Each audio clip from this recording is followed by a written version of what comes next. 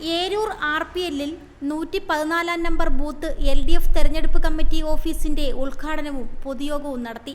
കൊല്ലം parliament മണ്ഡലത്തിലെ LDF സ്ഥാനാർത്ഥിയായി മത്സരിക്കുന്ന M. മുകേഷിന്റെ തെരഞ്ഞെടുപ്പ് പ്രവർത്തനങ്ങൾ ഏകീകരിക്കുന്നതിന് വേണ്ടിയാണ് തെരഞ്ഞെടുപ്പ് കമ്മിറ്റി ഓഫീസിന്റെ ഉദ്ഘാടനം നടത്തിയത്. ഏരൂർ ഗ്രാമപഞ്ചായത്ത് മുൻ പ്രസിഡന്റ് T. അജയൻ ചടങ്ങിന്റെ ഉദ്ഘാടന കർമ്മം നാടമുറിച്ച് നിർവഹിച്ചു. കൊട്ടാരക്കരയിൽ ₹1 ബ്രാൻഡഡ് ടീഷർട്ട് 500 പേർക്ക്. നമ്മുടെ രാജ്യത്തിന് ഒരു തെരഞ്ഞെടുപ്പ് ഒരു പക്ഷേ ഉണ്ടാകുമോ എന്ന് പോലും ഈ രാജ്യത്തെ സ്നേഹിക്കുന്ന ജനങ്ങൾ വളരെ അത്ഭുതത്തോടെ നോക്കിക്കാണുകയാണ്. കാരണം ഒരിക്കൽ കൂടി BJPയുടെ നേതൃത്വത്തിലുള്ള ഗവൺമെന്റ് അധികാരത്തിൽ വന്നാൽ നമ്മുടെ രാജ്യത്തിന്റെ ഭരണഘടനയിൽ തന്നെ മാറ്റങ്ങൾ വരുത്തുന്നതിന് അവർ ആലോചിക്കുന്നു. അപ്പോൾ ജനാധിപത്യ സംവിധാനങ്ങളെ എല്ലാം അട്ടിമറിച്ചുകൊണ്ട് BJPയുടെ താല്പര്യങ്ങൾ സംരക്ഷിക്കുന്നതിന് RSSന്റെയും സംഘപരിവാറിന്റെയും അജണ്ട രാജ്യത്താകെ നടപ്പിലാക്കുവാനുള്ള വലിയ പരിശ്രമം 10 വർഷം രാജ്യത്ത് മോദി ഗവൺമെന്റ് അധികാരത്തിലിരിക്കുമ്പോൾ നടത്തിക്കൊണ്ടിരിക്കുന്നതിന്റെ അനുഭവത്തിൽ നിന്നാണ് നമ്മൾ ചിന്തിക്കുന്നത്. ഒരിക്കൽ കൂടി ഇവർ അധികാരത്തിൽ വന്നാൽ ഇനി ഒരു തെരഞ്ഞെടുപ്പ് നടക്കും. വലിയ ആശങ്കയിലാണ് രാജ്യത്തെ ജനങ്ങൾ. രാജ്യത്തെ ജനങ്ങളുടെ ജാതിയുടെ പേരിലും മതത്തിന്റെ പേരിലും അവർ ഭിന്നിപ്പിക്കുന്നു. മതന്യൂനപക്ഷങ്ങൾക്കെതിരായിട്ടുള്ള വലിയ ആക്രമണങ്ങൾ നടത്തിക്കൊണ്ടിരിക്കുന്നു. പിന്നോക്ക പട്ടികജാതി വിഭാഗത്തിൽപ്പെട്ട ആളുകൾക്ക് എതിരായിട്ട് വടക്കേ ഇന്ത്യൻ സംസ്ഥാനങ്ങളിൽ വലിയ ആക്രമണങ്ങൾ അവർ നടത്തുന്നു. നമ്മൾ എന്തു ഭക്ഷണം കഴിക്കണം, എന്തു വസ്ത്രം ധരിക്കണം എന്ന് പോലും അവർ തീരുമാനിക്കുന്നു. നമ്മുടെ കുട്ടികൾ പഠിക്കുന്ന പാഠപുസ്തകങ്ങളിൽ പോലും വർഗീയതയുടെ വിഷം ആളിക്കത്തുന്ന അപകടകരമായ ഒരു സ്ഥിതിവിശേഷം നമ്മുടെ രാജ്യത്ത് നിലനിൽക്കുന്നു. പ്രത്യേകിച്ച് വടക്കേ ഇന്ത്യൻ സംസ്ഥാനങ്ങളിൽ നിലനിൽക്കുന്നു.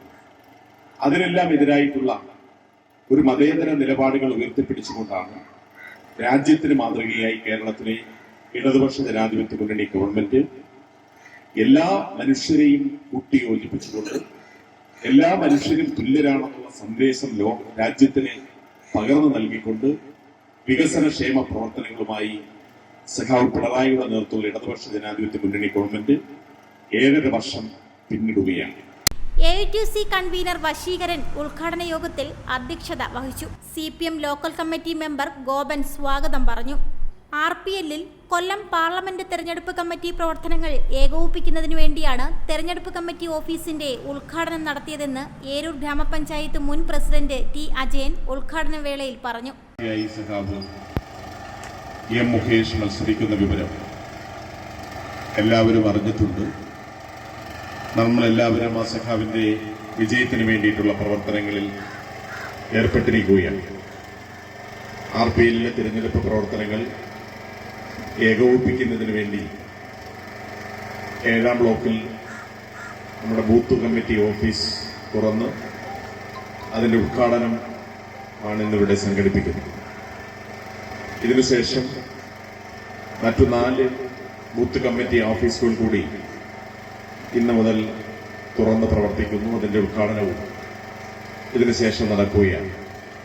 മണ്ഡലം committee chairman K. Animon, CPM local committee secretary Biju, CPI local committee secretary Liju Johnson, തെരഞ്ഞെടുപ്പ് ചെയർമാനും ആയിരനല്ലൂർ വാർഡ് മെമ്പറുമായ ഡോൺ വി രാജ്, AITC നേതാവ് ചിത്രരാജ് എന്നിവർ അഭിവാദ്യം ചെയ്ത് സംസാരിച്ചു. ഇവിടെ പങ്കെടുത്തിട്ടുള്ള മുഴുവൻ സഖാക്കളും ഇടതുപക്ഷ ജനാധിപത്യയുടെ സ്ഥാനാർത്ഥിയെ മത്സരിക്കുന്ന സഖാവ് M. മുകേഷിന്റെ വിജയത്തിന് ആധാരമായ കാര്യങ്ങളിൽ ഇടപെട്ടുകൊണ്ടിരിക്കുകയാണ്.